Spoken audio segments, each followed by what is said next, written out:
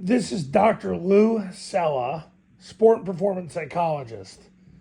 And I learned this. One of the most important lessons I learned in my doctorate was the chair of my dissertation committee, Dr. Eric Sittner, who's worked with the Colorado Rockies and he's worked with some other organizations and individuals in the field of sport and performance psychology. And one of the most important lessons he taught us was hoarding knowledge is a waste. He said lots of people get their doctorates, lots of people learn a lot of things, lots of people spend their whole life gathering information, and then they never give it back to anybody. So what good was it? What good is it if you're going to go and you're just going to learn, you don't give any of it back to your players? What good is it? So, I made this video because one of my friends, his name's Jim McNally, he coached offensive line in the NFL for a long time. He coached in 3 Super Bowls. He did some amazing things. He used to let me on the field with him when he was coaching with the Bills, and I would stand next to him while he was doing drills. And he helped me a lot in my life. And now he's been retired for 10, 15 years, but he's been a consultant with the Bengals. And he actually had an office there, I believe, up until recently.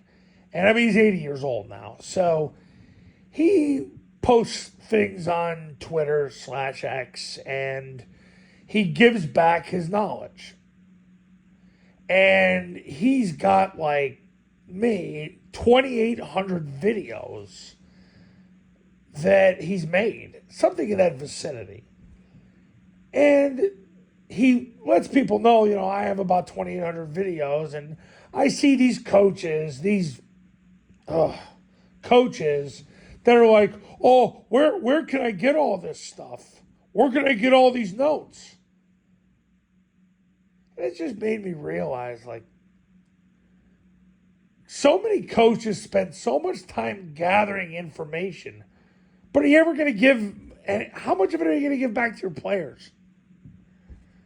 Like, what are you going to give back to your players? In 2024, all this information you learned, how do you get them aligned correctly and get them from point A to point B? Can all that knowledge help? Or is that like something else? Hoarding knowledge is a waste. It is a waste. That was the lesson we learned as doctoral students getting our doctorate in sport performance psychology. Don't just get this doctorate and then not give it back. And that's why I make video after video after video. I had somebody ask me today, he goes, oh, is the academy going to be more comprehensive than this YouTube channel? I'm like, yeah, because we cut to the chase and get to what matters. And then you can watch 100 plus hours of drill video, 50 plus hours of past installation clinics. I do a webinar with you and your staff. I'm on call every day for the next 2 years. Heck yeah. But football coaches, and guys, I know I freaking wreck football coaches on this YouTube channel, but they deserve it. I've watched this profession go from Bud Kilmer to Mike McDaniel, and it makes me sick. I watched men with testosterone coach, and now I'm watching guys that are half women.